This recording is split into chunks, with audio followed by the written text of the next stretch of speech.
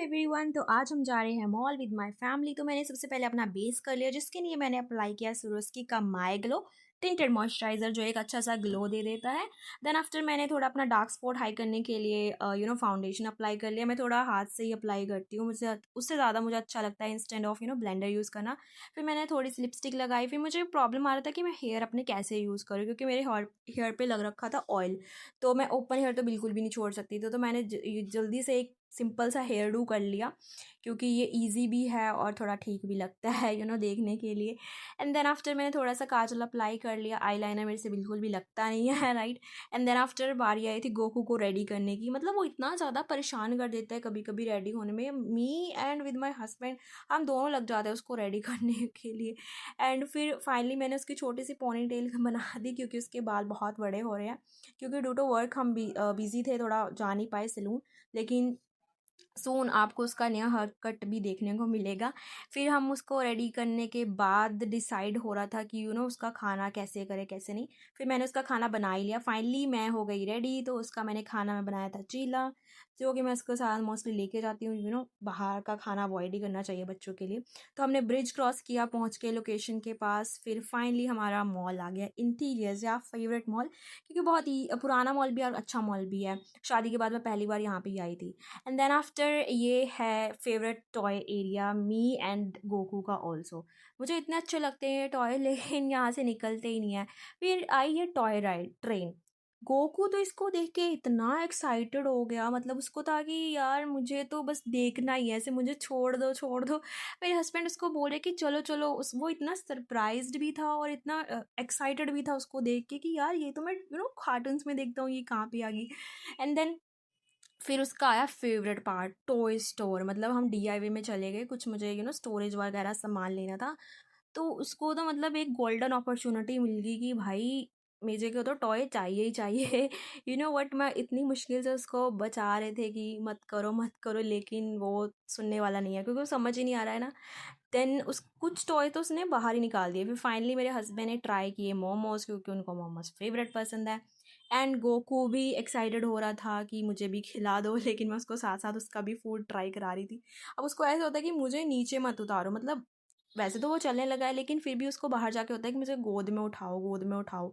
I don't know कि मैं उसको कैसे ट्रेन करूँ इस चीज़ के लिए कि नहीं भाई आपको चलना ही है। But it's okay. ये फाइनली मेरे हस्बैंड मुझे दिखा रहे थे मोमोज। मोमोज मुझे अच्छे नहीं लगते, आई डोंट नो वाई, मुझे डाइजेस्ट ही नहीं होता मुझे। आई डोंट नो वाई क्यों होता है ये। बट फिर उसके बाद हम गए गेम जोन में। ओ माय गॉड मतलब मुझे ये था कि मैं गोकू को जितना एक्सपोजर दूँ बाहर की चीज़ों का उतना बेटर है। एज अ चाइल्ड, हर एक बच्चे को बाहर का एनवायरनमेंट पता होना चाहिए राइट।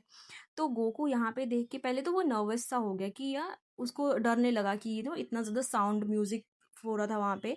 फिर मैंने उसको धीरे धीरे काम डाउन किया। फिर वो ये राइड पे बैठा। मैंने उसको कहा कि इसको राइड करो राइड करो, लेकिन उनको समझ नहीं आ रहा था कि कैसे करना है कैसे नहीं करना।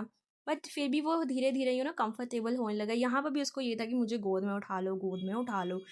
आई डोंट नो वाई वो ऐसा कर रहा था। फिर ये वाली पार्ट तो उसका बहुत अच्छा, मतलब उसको मज़ा आ गया इन तीन चीज़ में। ऐसी तीन टॉय मतलब टॉय कार थी। तो वो वन बाय वन हर एक पे जा रहा था। और जब मैं उसको लेके दूसरी पे शिफ्ट करी थी ना, तो मतलब उसको ऐसे हो रहा था कि यार मुझे तो यहीं पे बैठना है, मुझे उतरना ही नहीं है। हर चीज़ उसका स्टीयरिंग, जितनी भी लाइट स्विचेस बटन थे ना वहाँ पे, हर उसको वो प्ले कर करके देख रहा था। भाई मतलब उसे तो इतना मज़ा आया। फिर हम चले गए एक और स्टोर में। मुझे उसके लिए कपड़े खरीदने थे, तो वहाँ पे एक और टॉय का सेक्शन था। तो वो तो टॉय वहाँ से निकालने ही लगा लिटरली। तो इसको ये मतलब आई डोंट नो, ये ओपन ही पड़ी थी बॉल। तो वो टॉय मतलब स्टोर वाले भैया भी हमें देख रहे थे ये क्या कर रहे हैं। बट फिर उन्होंने स्माइल किया, फिर उन्होंने कुछ नहीं बोला कि चलो बच्चा है ना। लेकिन मैं उसको बोल रही थी कि वापस रखो, लेकिन नहीं, उसको तो नीचे ही उतारने हैं, नीचे ही उतारने होते हैं उसको।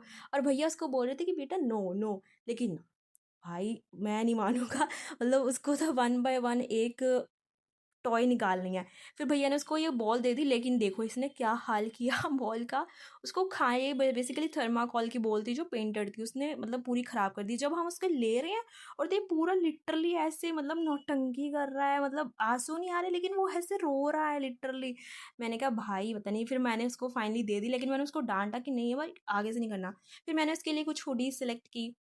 जो कि मेरे हस्बैंड को अभी अच्छी लगी। ये थोड़ी-सी उसको साइज़ में बड़ी थी, लेकिन मैंने कहा चलो नेक्स्ट सीज़न तक आ जाएगी। हम मदर्स का होता है कि एक सीज़न और चल जाए कपड़ों का बच्चों के लिए, क्योंकि बच्चे जब ग्रोथ होती है तो इतने महँगे कपड़े भी लो फिर फाइनली यूज़ भी मत आए, तो क्या ही फ़ायदा है, राइट?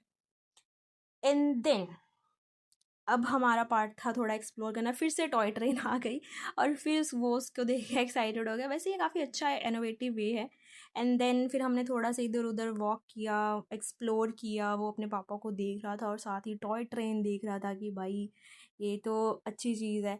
फिर मेरे हस्बैंड ने बोला कि एक कार तो रह ही गई है। उनको होता है कि हर चीज़ में, हर कार में बैठे, और कार इसको पसंद भी है बेसिकली। तो ये फिर हम वापस गए है ना गेम जोन में, तो यहाँ पे फिर से ये मज़े से बैठ गया। और साथ साथ मैं इसको खाना भी खिला रही थी, क्योंकि ये बेस्ट वे है इसको खाना खिलाने का, क्योंकि घर जाके फिर प्रॉब्लम हो जाती है। That's all for today. Keep subscribe and bye bye.